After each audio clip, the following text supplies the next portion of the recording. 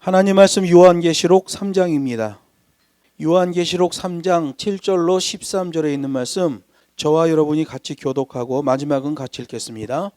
빌라델비아 교회의 사자에게 편지하기를 거룩하고 진실하사 다윗의 열쇠를 가지시니 곧 열면 닫을 사람이 없고 닫으면 열 사람이 없는 그 이가 가라사대 볼지어다 내가 내 앞에 열린 문을 두었을 때 능히 닫을 사람이 없으리라. 내가 내 행위를 아노니 내가 적은 능력을 가지고도 내 말을 지키며 내 입을 배반치 아니하였도다. 보라 사단의 회 곧 자칭 유대인이라 하나 그렇지 않고 거짓말하는 자들 중에서 며칠 내게 주어 저희로 와서 내 발 앞에 절하게 하고 내가 너를 사랑하는 줄을 알게 하리라. 내가 나의 인내의 말씀을 지켰은즉 내가 또한 너를 지켜 시험의 때를 면하게 하리니 이는 장차 온 세상에 임하여 땅에 거하는 자들을 시험할 때라. 내가 속히 말이니 내가 가진 것을 굳게 잡아 아무나 내 면류관을 빼앗지 못하게 하라. 이기는 자는 내 하나님의 성전의 기둥이 되게 하리니 그가 결코 다시 나가지 아니하리라. 내가 하나님의 이름과 하나님의 성 곧 하늘에서 내 하나님께로부터 내려오는 새 예루살렘의 이름과 나의 새 이름을 그 위에 기록하리라. 귀 있는 자는 성령이 교회들에게 하시는 말씀을 들을지어다. 아멘. 본문 말씀을 가지고 열린 문으로 들어가는 축복의 그리스도인이라는 제목으로 하나님 말씀을 증거하겠습니다. 복음 사명자라는 말이 있습니다. 복음 사명자는 언제나 시대적 사명자예요. 시대적 사명자는 복음에 단단히 붙들린 자여야만 합니다. 복음에 붙들린 자, 그 복음은 예수는 그리스도다라는 말이에요. 예수님은 그리스도다. 이게 복음의 핵심이죠. 이 진리는 천국 갈 때까지 써먹는 복음이에요. 누가 뭐라고 해도 예수는 그리스도다. 예수는 우리의 구원자시다. 라는 게 복음의 핵심이고 우리가 하나님의 나라에 이를 때까지 아주 유효한 복음이 바로 그것이에요. 예수 그리스도라는 말은 모든 인생의 문제를 해결하는 유일한 길이요, 유일한 대안이에요. 지금 우리나라에 큰 정변이 나서 온 나라가 난리예요. 잠시 전에 뉴스를 보니까 국제금융연맹에서 우리나라 경제에 대하여 엄청난 폭탄을 터뜨렸어요. 대한민국의 기업, 대한민국의 금융을 인정할 수 없다. 이 정도 수준까지 갔습니다. 그들이 그렇게 평가하는 이유는 왜 법을 어긴 대통령을 탄핵을 안 시키냐는 거예요. 탄핵을 시키면 국제사회로부터의 이 경제적 공격이 없었을 텐데 왜 범죄자를 그냥 놔뒀냐는 거예요. 미국에서는 아예 우리나라를 상대 안 하겠다는 말까지 나오고 있습니다. 법과 식대로 가야 돼요. 잘한 건 칭찬해주고 못한 거는 책벌해야 돼요. 그런데 어제 어느 당에서 탄핵을 막았는데 그 명분이 뭐예요? 민생을 혼란에 빠뜨리지 않기 위해서였다고 합니다. 그런데 탄핵을 안 시킨 게 오히려 민생을 혼란시키는 거죠. 여러분, 거짓과 조작질을 하는 자들은 반대로 평가합니다. 그래서 여러분, 우리가 하나님의 말씀에 분별력을 가지고 있어야 돼요. 하나님의 말씀에 분별력을 가지고 있으면 절대로 현혹되지 않습니다. 복음 사명자는 시대적 사명자요, 시대적 사명자는 복음에 단단히 붙들린 자인데 그 복음에 붙들렸다 할 때의 그 복음은 예수는 그리스도다. 예수님은 이 땅에 오셔서 그 심각한 핍박과 죽음의 위기 속에서도 법과 식대로 하나님의 말씀을 선포했던 분이에요. 복음이 있기 때문에 인생의 산사태와 같은 어려움도 극복할 수 있는 거예요. 복음이 있기 때문에 거친 파도가 우리 앞에 순종하는 역사도 일어나는 거예요. 복음이 있기 때문에 관계에서의 우겨쌈 속에서도 넉넉한 여유를 가질 수 있는 거예요. 우리 기독교인들은 복음이 중심인 거예요. 최근에 지방대학이 다 어렵다고 그래서 어느 사회단체에서 지방대학의 재정 상태를 한번 쫙 파악했습니다. 모든 대학이 어려움에 처해 있는데 재정 상태가 아주 좋아진 두 개의 사립대가 있어요. 그 중에 하나가 백석대입니다. 장종현 회장, 백석 측 교단장이었죠. 그 사람은 정권이 출현하자마자 분재에 엄청난 돈을 넣어서 한남동 사저에 갖다 넣어놨습니다. 그거 나르는 사진 동영상이 다 찍혔어요. 범죄를 저질렀죠. 그런데 지난 2년 반 동안 그 대학은 승승장구하고 엄청난 이익이 들어갔어요. 이것도 아마 곧 다 파헤쳐질 것 같아요. 복음의 핵심은 예수는 그리스도다. 이 말 속에는 법과 식대로 살아야 된다라는 말이 들어있는 거예요. 오늘 본문에 나오는 빌라델비아 교회는 소아시아에 있던 7교회 중에 유일하게 칭찬을 받았던 교회예요.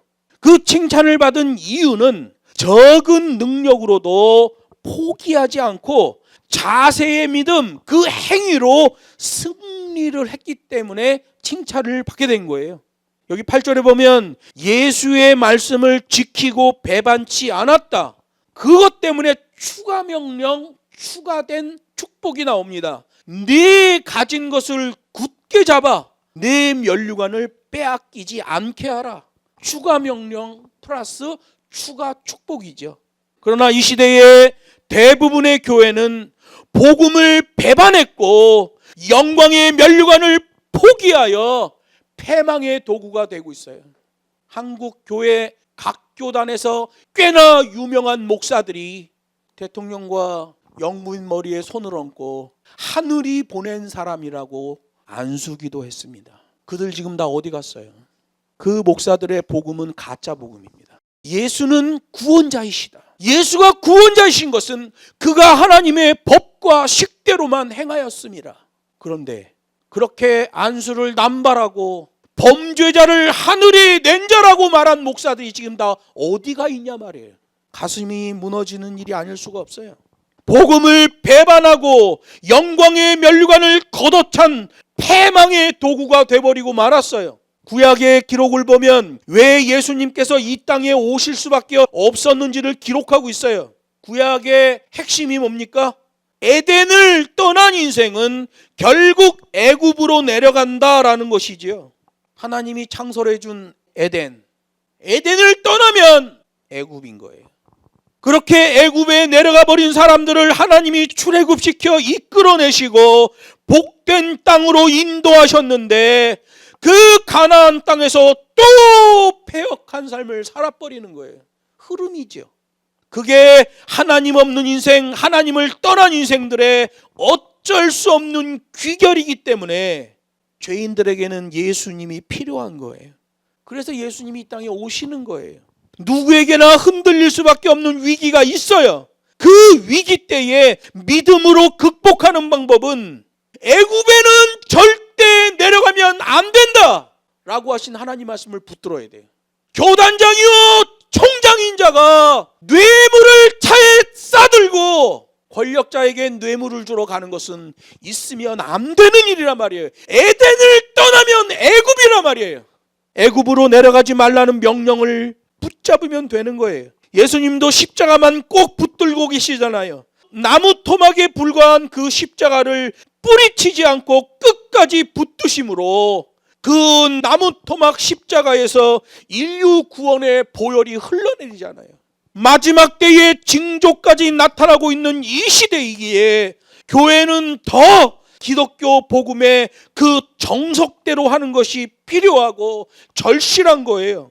복음을 고수하다 보면 뜻하지 않게 구설수에 오를 수도 있고 세상으로부터 핍박과 고난을 당할 수도 있어요. 그러나 조급해야 할 필요는 없어요. 역사적 교훈을 보면 정직이 결국 승리하기 때문에 그래요. 지금 이 시대는 정직한 자들이 핍박을 받는 시대예요. 정직한 자를 고통에 빠지게 하는 시대예요. 그러나 역사적으로 보면 정직은 결국 승리하게 돼요. 이렇게 힘들 때일수록 침묵하며 일마다 때마다 기도하고 그럼에도 불구하고 사랑하고 용서하는 그 자세가 필요한 거예요. 원래 사람이라는 게 악해서 죄를 짓는 게 아니라 약해서 죄를 지으니 일정 부분은 사랑하고 기다려주기도 해야 돼요. 그래서 예수님이 오셔서 그 아가페의 정신과 아가페의 동작을 다 보여주시며 시청각 교육을 해주신 거예요.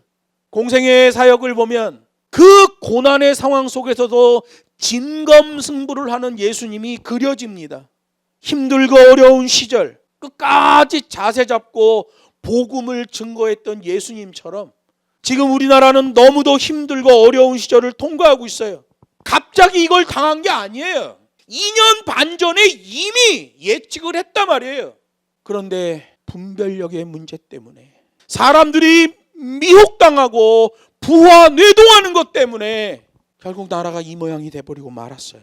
우리 모두가 이 땅에 중요한 역할을 감당하는 그리스도인들로서 자세를 잡고 살아가야 돼요. 너무 빨리 자란 나무는 큰 제목으로 쓸 수 없음을 알고 든든히 세워지는 기둥처럼 쓰임을 받아야 돼요. 빌라델비아 교회 보세요. 능력이 없어. 아주 적은 능력만 가지고 있어. 빨리 갈 수도 없고 천천히 갈 수밖에 없어요. 그런데 예수님이 말씀하셔요. 너를 성전의 기둥으로 사용하겠다. 무엇을 하든지 너무 빨리 하려고 하면 더 빨리 지친다는 것을 기억해야 돼요.